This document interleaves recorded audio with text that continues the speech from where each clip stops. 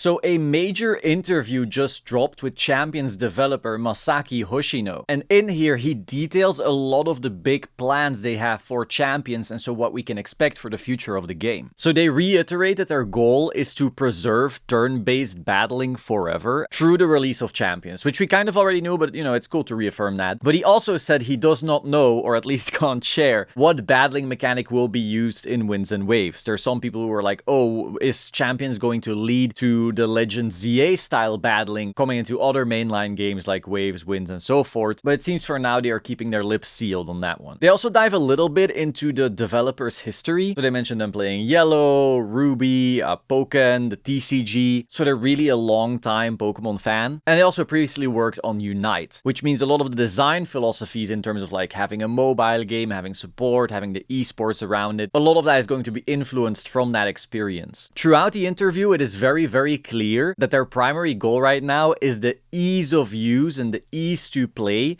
for coming new mobile users. As you know, Champions is going to be releasing on mobile in the near future, and it looks like they're expecting this to be the second wave of lots of new players, people who don't necessarily have a Switch, people who haven't really played Pokemon maybe for many years. I have lots of friends who were playing in the Nintendo DS era and the Game Boy Advance era who would like to retry Pokemon, but they don't necessarily want to shelf out like $400 on a Switch just to give it a try again. So I can definitely see the mobile game reigniting the passion for some people like that. So throughout the interview, it's just like, it needs to be easy, it needs to be easy. Someone going back for the first time, it needs to be easy. It's really the common thread. In line with that is, of course, like the no evolved Mons being in yet, the baby Pokemon or Dusclops, Eviolite, Porygon, stuff like that. This was also mentioned in a previous interview though. More interestingly, maybe, they mentioned that new Pokemon and held items are going to come in like a 3-month cycle, which more or less lines up with new regulations. We know MA is going to be April until like mid-June, which means we could see MB starting there and then maybe with new Pokemon and such. The only thing where I'm not entirely sure if it's going to play out like that is they do keep on reiterating like, oh, we have to be very careful because the new players will come in and it needs to stay easy. So I don't know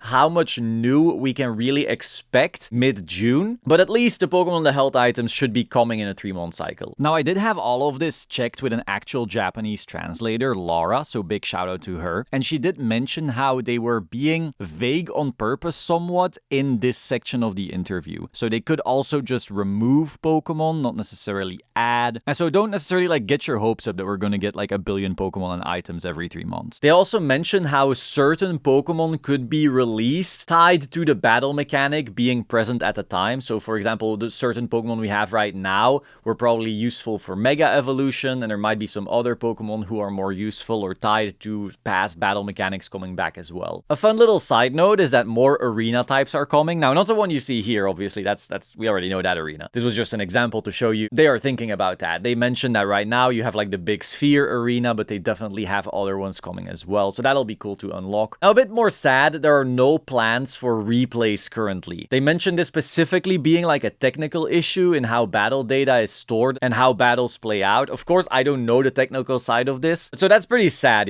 Usually a developer is like skirt around it. Oh, we're looking into it. Oh, maybe the future. No, here it's like a hard no.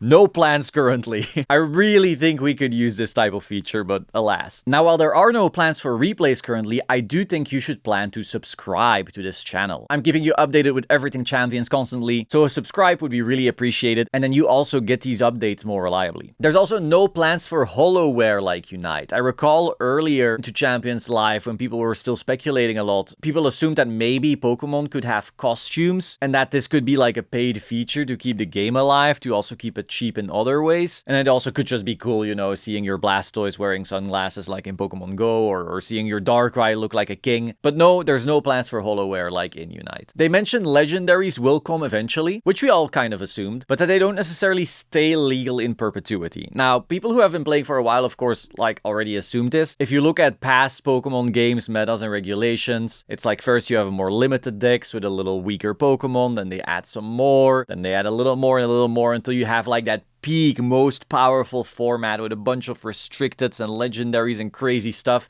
But you can't just have that forever, or new, weaker Pokemon couldn't compete. The meta would be stale. It would be just the same over and over again. So essentially, we can expect legendaries to come in. Meta will be different. Whoa, crazy. And then they'll probably make them illegal again for a regulation and so forth. Dondozo Tatsugiri, despite being a bunch in the trailers, is not in the game yet due to complexity of use. And now this one, we have some fighting to do. I disagree. Dondozo Tatsugiri is the easiest archetype of all time to play. It is literally the team you give a noob to get some free wins and then they feel good about themselves. So if this was complexity of use, I don't get it. Well, there's certainly some depth in how you can use it, and so a really good Dondozo player is going to use it better than a complete noob. How is this like the complexity of use thing? Is it because the mechanic itself is different? Maybe, you know, you target like the Tatsugiri and you can't hit it and the new player is confused, like, why can't I hit it? Wait, hold on.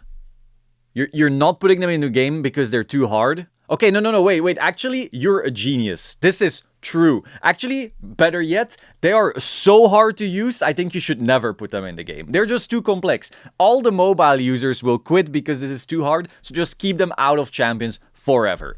Thank you. One priority they mentioned is that they wanted the battles to last 5 minutes. Of course, it also makes sense, you know, if you want this to be a mobile game, you want users to have the ability to just get a quick game in, and then maybe they get hooked and they play a bunch more games, but at least they have the option to quit when they have to do something. Maybe they're cooking and they just have like 5 quick minutes while they're turning their chicken or whatever. So that was really their goal, which is why Intimidate was changed, the text speed was changed, the delays between clicking your move and activating and so forth was really shortened. You feel that. The game is very quick. If you now go back to Scarlet and Violet, you feel quite sluggish. And they smashed that goal because right now games tend to last 4 minutes. Now, this is also why draws now exist on the ladder. If you don't know, in the past, when the timer ran out, there would be like this judging based on how many Pokemon are alive, and then Pokemon are equal. Now we're looking at the total health compared to the total health of your team and so forth. So people could timer stall and then win without the match actually being fully decided. Since their goal was for games to be quick and snappy, they don't necessarily want to help people stall out those times. So these draws were very much intentional. Now they also mentioned that there will be single battle tournaments on card, like a single battle version of the monthly challenge. The interviewer then asked about single battles in like real life tournament, and they said they would look into it for the future, which is of course developer speak for